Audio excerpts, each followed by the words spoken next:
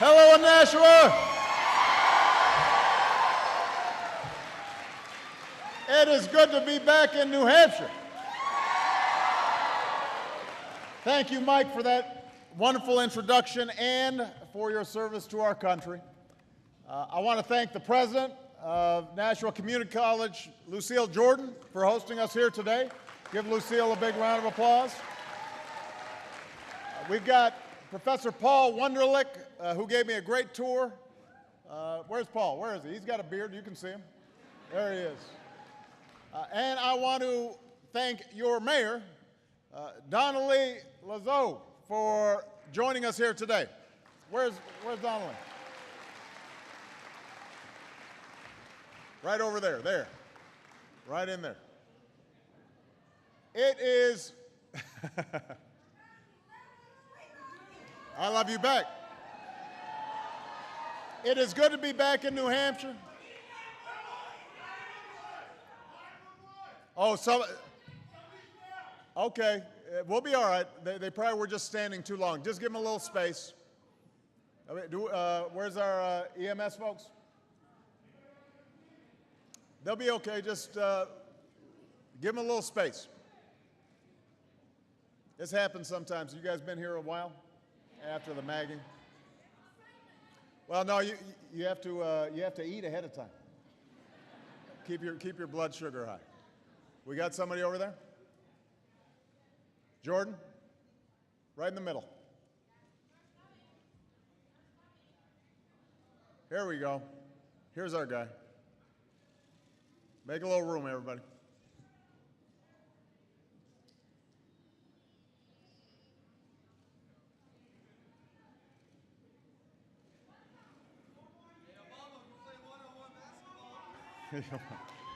All right, let's make sure everybody's okay.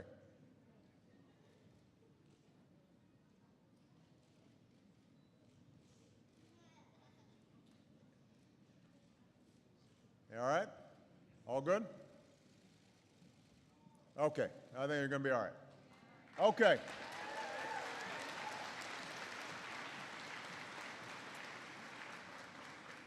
So remember, eat before you come to a presidential event. Now, I am from Chicago. So, you know a little snow was not going to keep me away. Which is why I can relate to New Hampshireites. Because, this is just like a dusting. It's like, what's the big deal? There's no big deal.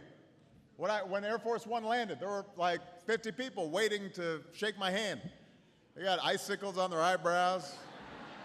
They're like, hey, great weather.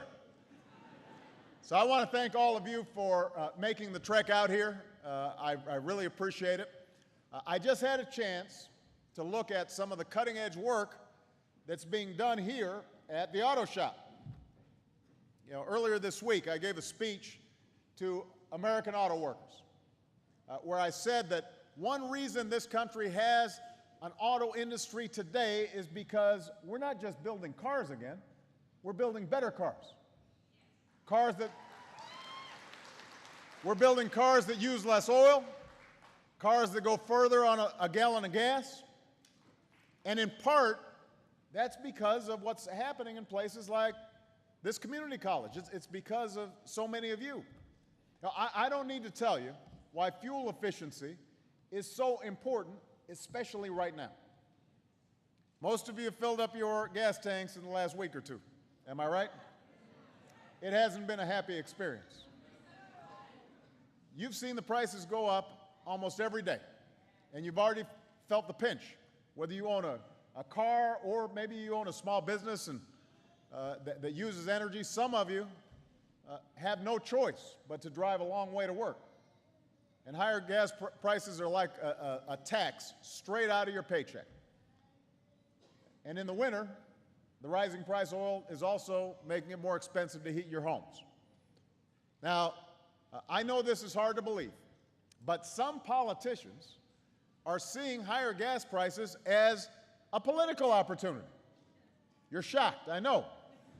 But it's true. Right in the middle of an election year. Who would have thought? So recently, the lead in one news story said, and I'm quoting here, gasoline prices are on the rise and Republicans are licking their chops. Licking their chops. Now let me tell you, only in politics do people respond to bad news with such enthusiasm. That doesn't happen anywhere else. And so, as a consequence, you can anticipate we're going to be hearing a lot about how people have these magic three-point plans to make sure that you're only paying $2 a gallon gas. Just like we heard about it in the last election, just like we've heard about it for the last 30 years. And you know what the essence of their plan is going to be, which is step 1, drill, step 2, drill, step 3, keep drilling. And by the way, we'll drill in your backyard. Wherever it is, we're just going to put up more rigs. Now, if there's one thing I know about New Hampshire, it's that your political bull detector is pretty keen. It's pretty sharp. You know that we can't just drill our way to lower gas prices. There are no quick fixes or silver bullets. If somebody tells you there are, they're not telling you the truth. If we're going to take control of our energy future, which we have to do, if we're going to avoid high gas prices every single year, with a lot of politicians talking every single year but nothing happening, if we're going to avoid that, then we've got to have an all-of-the-above strategy that develops every single source of American energy. Not just oil and gas, but also wind and solar and biofuels.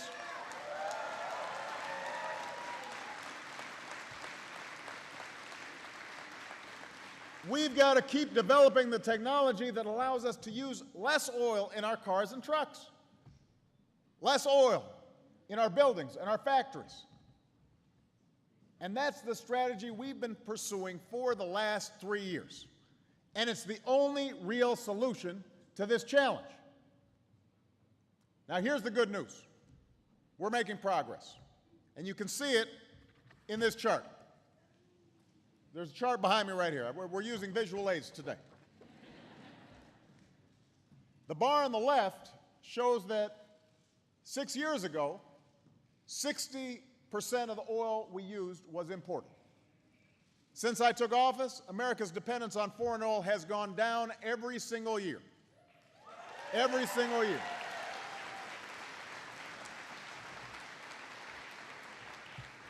In fact, in 2010, it was under 50% for the first time in 13 years. For the first time.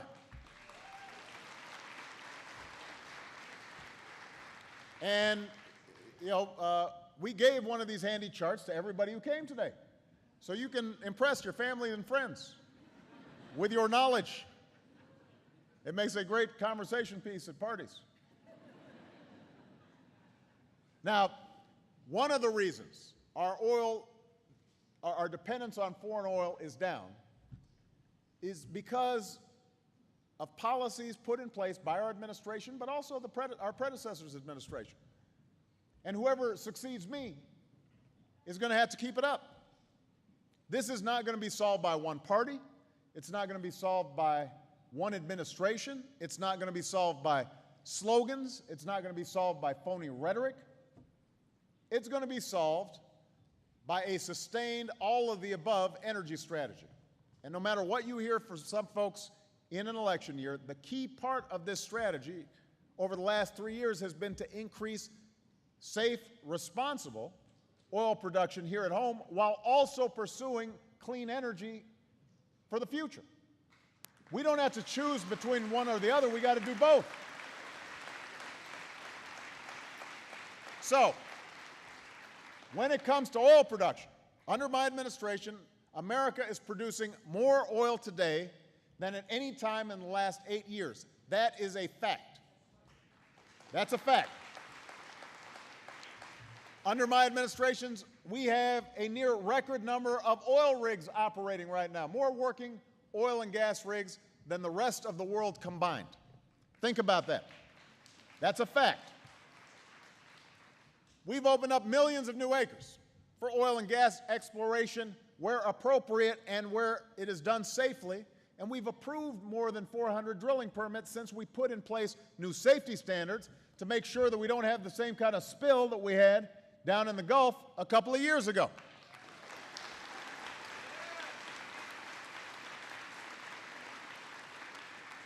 And we've approved dozens of new pipelines to move oil around, including from Canada. Just this week, we announced that we'll do whatever we can to help speed the construction of a pipeline in Oklahoma that will relieve a bottleneck for oil that needs to get to the Gulf. And that's going to help create jobs and encourage production. So we're focused on American oil production. We are doing all that we can in a safe, responsible way to make sure that American oil production and gas production is high. But here's the thing. The amount of oil that we drill at home doesn't set the price of gas on its own. And the reason is because oil is bought and sold on the world energy market. And just like last year, the biggest thing that's causing the price of oil to rise right now is instability in the Middle East. This time it's Iran. But a lot of folks are nervous about what might happen there, and so they're anticipating there might be a big disruption in terms of flow. And when uncertainty increases, speculation on Wall Street can drive up prices even more. Those are the short-term factors at work here. So when you start hearing a bunch of folks saying somehow that there's some simple solution, you can turn a nozzle and suddenly we're going to be getting a lot more oil, that's just not how it works. Over the long term, the biggest reason oil prices will rise is because of growing demand in countries like China and India and Brazil. Just think about this. In 5 years, the number of cars on the road in China more than tripled. Over the last 5 years, the number of cars tripled. Nearly 10 million cars were added in China alone in 2010. 10 million cars, just in one country, in 1 year. So that's using up a lot of oil. And those numbers are only going to get bigger over time as places like China and India get wealthier. They're going to want to buy cars like we do, and they're going to want to fill them up like we do, and that's going to drive up demand. So what does this mean for us? What does this mean for America? It means that anybody who tells you that we can just drill our way out of this problem does not know what they're talking about, or they're not telling you the truth. One or the other.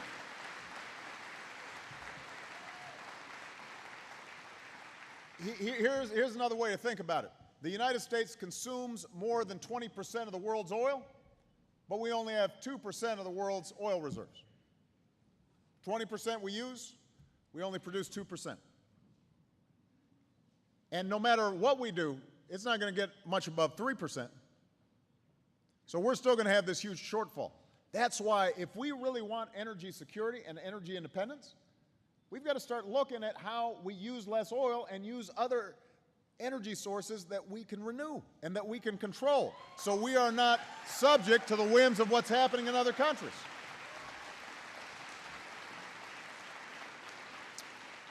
We have to keep developing new technology that helps us use less energy. We've got to keep relying on American know-how and ingenuity that comes from places like this one, Nashua Community College. That's our future.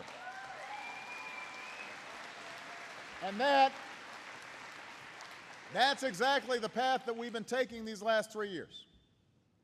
Because of the investments we've made, the use of clean, renewable energy in this country has nearly doubled. And thousands of Americans have jobs because of it. We're taking every possible action to develop a near 100-year supply of natural gas, which releases fewer carbons. Now, that's something that experts believe will support more than 600,000 jobs by the end of the decade.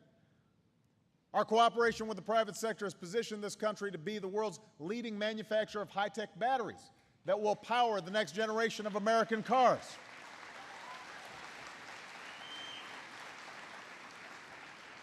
And after 3 decades of doing nothing, we put in place fuel economy standards that will make sure our cars average nearly 55 miles per gallon by the middle of the next decade. That's nearly double what we have today.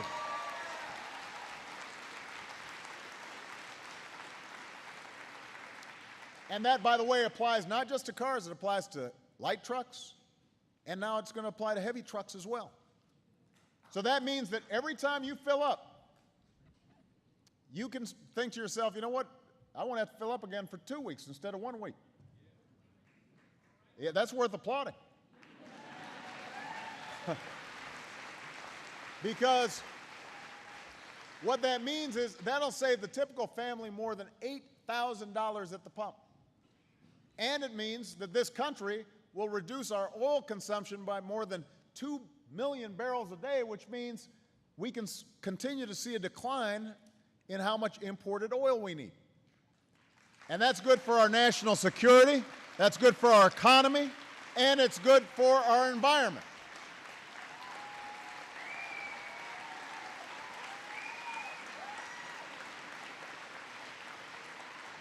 So that's the strategy we've got to pursue. But we've got to do more, and we've got to do more even faster. We've got to keep investing in developing every available type of American-made energy. And this means that we've got to set some priorities. We've got to make some choices. First, while there are no short-term silver bullets when it comes to gas prices, I've directed my administration to look for every single area where we can make an impact and help consumers, from helping to relieve bottlenecks in the places like the one we've got in Oklahoma, to making sure speculators aren't taking advantage of what's going on in the oil markets. And we're going to just keep on announcing steps in the coming weeks. Every time we find something that can provide a little bit of relief right now, we're going to do it.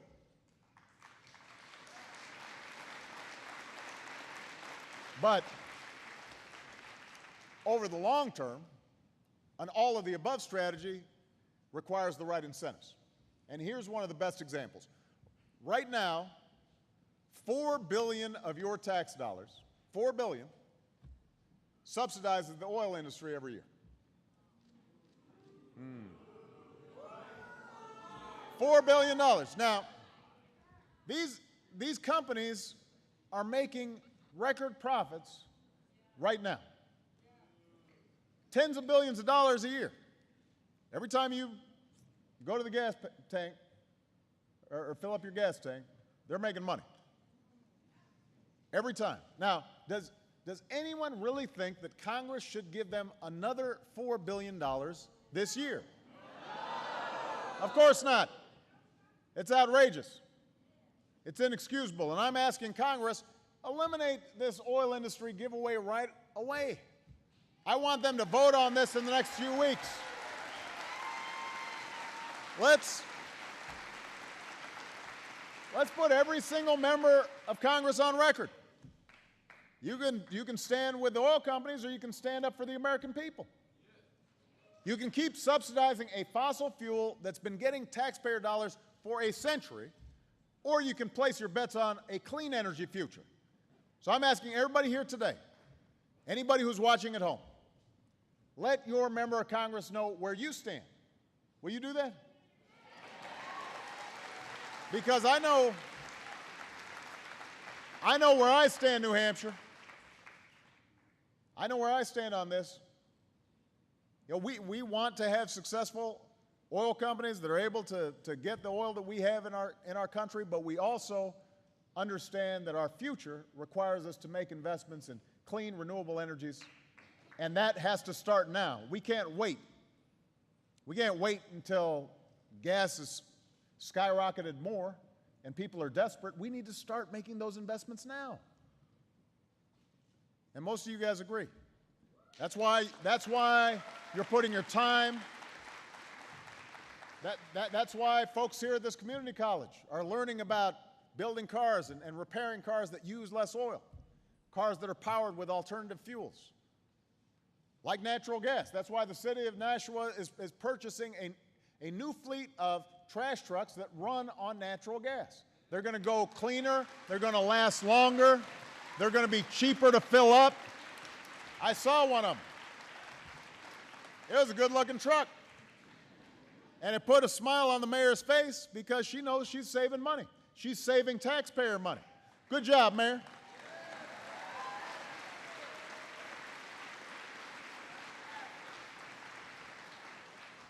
So that's part of what that $4 billion that's going to the oil companies right now, that's where it could be going, to help cities like this one convert their fleets to fuel-efficient cars and trucks, to help private sector companies, big companies like UPS or Federal Express convert their fleets. That can save us money. In fact, since we announced the National Clean Fleets Partnership last year, the companies interested in transitioning their fleets have tripled.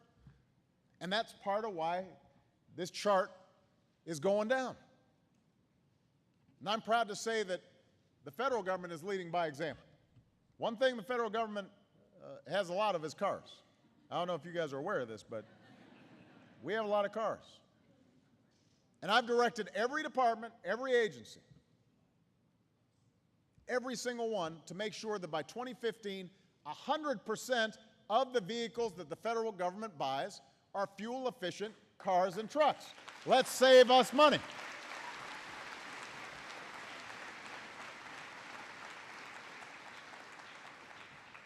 So this is our future. This is the ultimate solution to our energy challenge. You know, it's not going to be a smooth, easy ride. Some of the clean energy technologies that are discovered, they won't pan out. Some companies will fail. There's going to be experiments and research that take time. But as long as I'm president, I will not walk away from the promise of clean energy because our future depends on it. I'm not going to cede the wind or the solar or the battery industry to China or Germany because some politicians in Washington refuse to make the same commitment here in the United States of America.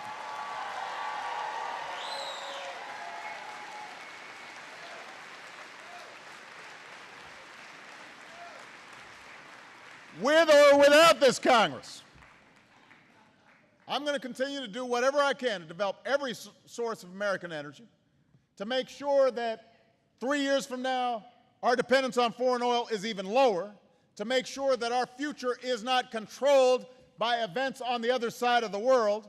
We may not have a silver bullet to bring down gas prices tomorrow or reduce our dependence on foreign oil overnight, but what we do have in this country are limitless sources of energy and a boundless supply of ingenuity and imagination and talent that we can put to work to develop the energy of the future.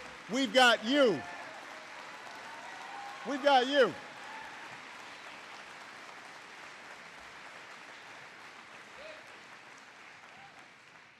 The easiest thing in the world is to make phony election year promises about lowering gas prices. But what's harder is to make a serious, sustained commitment to tackle a problem that we've been talking about for 30 years and has not been tackled, has not been solved. It's not going to be solved in 1 year or one term, maybe not completely even in 1 decade. But that's the kind of commitment that we need. That's what this moment requires. And so when I see all the young people who are here today, or the young at heart, we need you guys to keep at it. This is your future at stake. We need you to work hard. We need you to dream big. We need you to summon the same spirit of unbridled optimism, that bold willingness to tackle tough problems that led previous generations to meet the challenges of their time, to power a nation from coast to coast, to touch the moon, to connect an entire world with our own science and imagination. That's what America's capable of doing. And it's that history that teaches us that all of our challenges, all of them, are within our power, within our grasp to solve. This one is no different. This one's no different. It will require our brightest scientists, our most creative companies, but it's also going to require all of us, Democrats, Republicans, everybody in between, to do our part. That's what this moment requires. And I know we can do it. And when we do, we'll remind the world once again just why it is that The United States of America is the greatest nation on earth. Thank you, everybody. God bless you. God bless the United States of America. Hey.